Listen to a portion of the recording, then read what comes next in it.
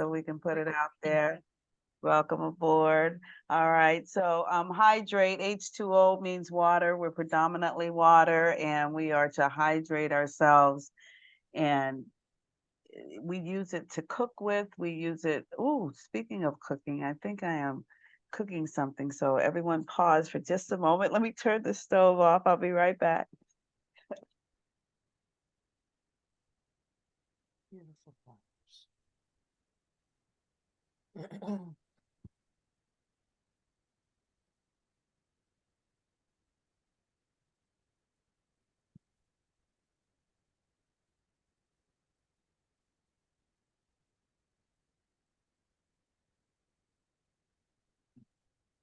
Okay, thank you, audience, for waiting. That domestic moment, turning things off. I'm gonna have corn on the cob after this, so bon appetit.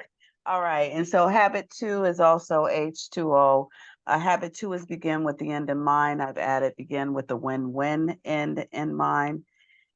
And the two Harriets in my life, Harriet Haynesworth and Harriet Tubman. Harriet Haynesworth is a relative by DNA, and Harriet Tubman is a relative by ancestral of just someone that freed minds, that freed bodies, that freed souls. So I honor her. So let us open up. I'm going to open up short. If you want to open up with Mother Teresa's Recipe for Peace, please go to myhappyacademy.org and read that. I love Tom Woods. He gave me my theme song, so listen to that. That'll help me to start promoting some of the programs we want to do for the teens. So I do put first things first. This is habit 3. Habit 1 is be proactive. Habit 2 is begin with the end in mind. Habit 3 is put first things first. And so I will read this for our opening. Today is July 10th. Humility truly is the mother of all virtues. It makes us a vessel, a vehicle, an agent instead of the source or the principle. It unleashes all other learning, all growth, and process. So this Wednesday, my prayer partner and I will be talking about the July 12th one, which is also my middle granddaughter's birthday. Happy birthday week, Tanaya. But as we look at humility, most of us are not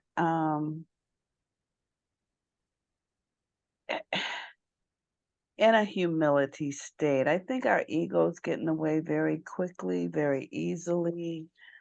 We don't realize we are how the power works. If we don't power it, if we don't pause instead of reacting with what a physical reaction would be, because I'm actually having a physical reaction to a cold. I got my eye is recovering, and our bodies reacts to things. And so if we don't have a way of healing that, and the body is amazing. It heals itself. My body is healing itself. And if we would pause, which is the part that lets us do the right thing rather than the thing that's not right, it helps with the healing. It helps with the happy. I think the power of the pause is the happy part. I think when we don't pause, even with healing, we have to stop and get rest. The main thing I needed with this cold was to get rest. Rest and water. That's why I say if we hydrate ourselves, our body will heal itself. And we don't have to put a whole lot of stuff in it to do it if we don't have a whole lot of bacteria, poison, and if we eat the right things. So with that said, there's a couple of things I want to talk about today before we go to our private session. Is the 7 habits for highly effective teens. As we think about the fact that we begin with the end in mind, um, we have to think about our personal bank account or our emotional bank account. And in the teen book, they call it personal bank account. And the adult version, which I'm a facilitator of, is the emotional bank account. So I'm going to read this poem, and I want us to think about ourselves here. When I was young and free and my imagination had no limits, I dreamed of changing the world. As I grew older and wiser, I realized that the world would not change. And I decided to shorten my sights somewhat and changed only my country, but it too seemed immovable. As I entered my twilight years, in one last desperate attempt, I sought to change only my family, those closest to me. But alas, they would have none of it. And now here I lie on my deathbed and realize, perhaps for the first time, that if I had only changed myself first, then by example, I may have influenced my family. And with their encouragement and support, I may have bettered my country. And who knows, I may have changed the world. So I think about people that changed the world, and there are a few of them. I was a 1959 baby, so I saw this and it says 1960. You being recorded, Avis, so all this stuff you doing, people gonna see it on YouTube, so be mindful. So this is 1960. I was born October 11th, 1959. So I'm a 60s kid. I grew up in the 60s, and if you can see, I was just talking about Miss Kennedy. I think she was one of the most elegant women on the planet, and I don't know if anybody who knows Miss Obama personally, I think she kind of took after her as far as her style was concerned. I know she's an original woman in her own right, but the style seems similar. They had this elegance together. But there were the Beatles came out, the Vietnam War was a part of our lives, we did not have the internet. We had to write letters. There was no FaceTiming anybody to see if they were okay. And then this gentleman that we all know, Dr. Martin Luther King, he changed the world. And then here's the man I was talking about, his wife, another person that, I think they started with themselves. There's a movie about him and meeting his wife on the south side of Chicago. I think that's a good movie for people to watch. And speaking of the 60s, I found this. Does anybody know what this is? Woo! So I'm not gonna say, I want people to say it on FaceTime, Facebook, or whatever, and tell me what this is, and you will get a copy of Birds of a Feather. I will autograph it and send it to you. So I don't know how I'm gonna see this. You guys are gonna have to call me or something, because I don't look at all of that Facebook stuff. But I do want you to figure out what this is, and I will tell you next week if you don't know. So with that said, I want to still continue with the fact that we are beginning with the end in mind. And as we think about what that is, we have to make deposits. And these people that I showed you made deposits in our lives. And some are still with us, some aren't. And it's up to us to make the deposits in our lives to whether we're going to feed ourselves properly or not. So I'm going to use the adult version of what deposits and withdrawals are, because the kids version is great, but I think I've always liked the adult version of what a deposit is and what a withdrawal is. So the emotional bank account is a metaphor for the amount of trust that exists in a relationship.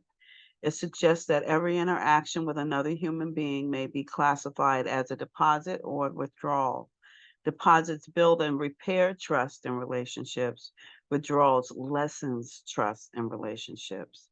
So we don't know whether we're making it a deposit or a withdrawal if we don't know the person. We have to know their paradigm, who they are. People are making it from their perceptions and where they come from, where they were born. And being a world traveler, I have had to go all over the world to find out different cultures do things different ways. Everybody's not the same, except for the fact that we all want love. We want all peace. We want all kindness. So when it comes to the emotional bank account, this is transparent across the board. A withdrawal would be unkindness and discourtesies. That's anywhere on the globe. You know when you're not being polite. Breaking promises, violating expectations, disloyalty and duplicity. And that means when you're talking one thing to someone and then talk different behind their backs. pride, conceit, and arrogance. And when I saw these words for the first time, I was really kind of concerned about them because people will always say, I'm proud of my kids, I'm proud. But pride leads to conceit. So you can't be proudful, you have to be honoring. And I like the word honor because I used to say that as a Girl Scout every week, on my honor. And you use that in the military a lot, on my honor. So deposits are kindness and courtesies, keeping promises, honoring expectations, loyalty to the absent, and making apologies. And most people can't make an apology. I will apologize in a hot minute if I screwed up because I want someone to do that for me. So one of my favorite quotes by Stephen in this area is, you can't talk your way out of problems you behave yourself into. So talk is cheap. Action speaks louder than words. So usually you want to see people acting. I remember trying to almost give up on this book, beginning with the end in mind. It was easy to write the words, but when it started to come with the illustrations and then working with a publisher and your timing versus God's timing, for lack of a better word, I almost gave up on this and said, I don't have to have a book, but I'm so glad I didn't. And that's beginning with the end in mind. If we really begin with the end in mind, the universe will put things into play. When the end is held firmly enough in consciousness, the means to bring it about has already been set in motion. And as I read earlier today, we are the vehicle, we're the vessel, we're the agent, we're not the source. So source is bigger than us. Source is the planet we live on. Source is the sun. Source is the moon. Source is bigger than us, and we use source. So I just let source continue to move me forward. I didn't give up. I didn't stop living. I kept living, and I kept beginning with the end in mind. I kept hydrating. And if we keep doing that, then we are putting first things first with us.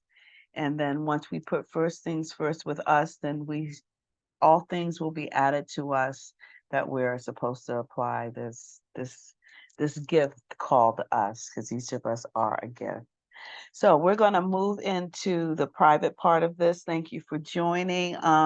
Anyone who wants to join us this Wednesday at noon, we're going to be doing conscious conversation on the July 12th of this, and I'd love to have an audience to talk about it.